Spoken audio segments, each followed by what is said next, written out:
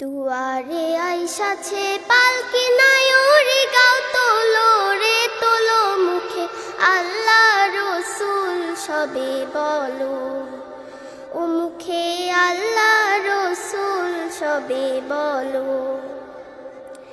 দুয়ারে আইসাছে পালকি নায়রে গাও তোলো রে তোলো মুখে আল্লাহ রসুল সবে বলো ও মুখে আল্লাহ রসুল সবে বলো।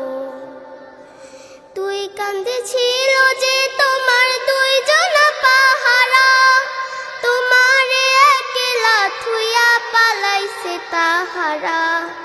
তুই কাঁদেছিল যে তোমার দুইজন পাহারা, তোমারে একলা থুইয়া পালাইছে তাহারা।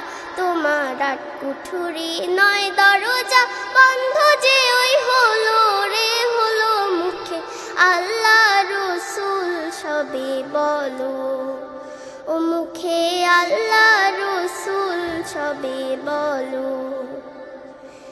দিবানিশি যে ছয় জনা দিত কুমন্ত্রণা, আজ তাহারা কোথায় গেল ভাবো দেখি রে মোনা। দিবানিশি যে ছয় জনা দিত কুমন্ত্রণা, আজ তাহারা কোথায় গেল ভাবো দেখি রে মোনা। ফেরেশতা আসিয়া যখন জিজ্ঞাসা করিবে, দিন কি তোমার মাবুদ কি বা তখন কি বলিবে। ফেরেশতা আসিয়া যখন জিজ্ঞাসা করিবে, দিন কি তোমার মাবুদ কি বা তখন কি বলিবে। ওরে আল্লাহ বিনে মাবুদ নাই রে জবানে, তাই তোলো রে তোলো মুখে আল্লাহ রসুল সবে বলো ও মুখে আল্লাহ রসুল সবে বলো। দুয়ারে আইসাছে পালকি নায়রে গাও তোলো রে তোলো মুখে আল্লাহ রসুল সবে বলো ও মুখে আল্লাহ রসুল সবে বলো ও মুখে আল্লাহ রসুল সবে বলো। মাশাআল্লাহ, অসাধারণ কণ্ঠে তুমি নাসিকটি গেয়েছো বন্ধু। চলো এখন বিচারক মণ্ডলীর কাছ থেকে জেনে নেওয়া যাক ওনাদের কাছে তোমার নাসিকটি কেমন লেগেছে। প্রথমেই বলবেন এম এ মান্নান স্যার।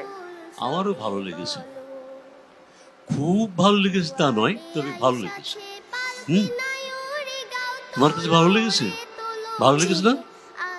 তুমি কি বলতে পারো এই গানটি কে গেয়েছিলেন? উনি দুনিয়াতে নাই। বলতে পারো তুমি শিল্পীর নাম?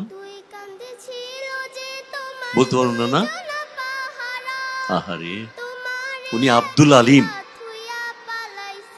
পল্লীগীতির সম্রাট আব্দুল আলিম। আর এই গানটির কথা লিখেছিলেন উনিও নাই, দুনিয়াতে নাই। আব্দুল লতিফ আমাদের বড় ভাই, ওনার অনেক গান, উনি যেমনি গীতিকার তেমনি সুরকার ছিলেন।